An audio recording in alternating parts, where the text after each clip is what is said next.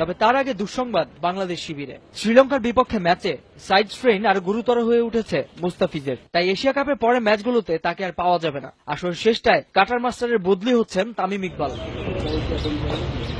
সদ্য ভূমিষ্ঠ পুত্র সন্তানের মুখ দেখে দেশে ফিরেই সরাসরি মিরপুরের ইনডোরে অনুশীলনে নেমে পড়েছেন তামিম ইকবাল, সাথে কোচ চান্ডিকা হাথুরু সিংহে।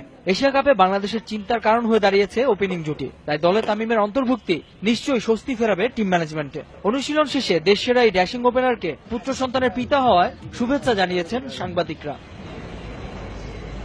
বাংলাদেশে ব্যাটিং এর বড় স্তম্ভ মুশফিক, তবে এশিয়ার শ্রেষ্ঠত্বের লড়াইয়ে মিস্টার ডিপেন্ডেবল রান খরায় থাকায় বেগ পেতে হচ্ছে মিডল অর্ডারকে। তাই পরের ম্যাচগুলোতে রানে ফিরতে ব্যক্তিগত অনুশীলনে মুশির চেষ্টা ভুলগুলো শুধরে নেবার।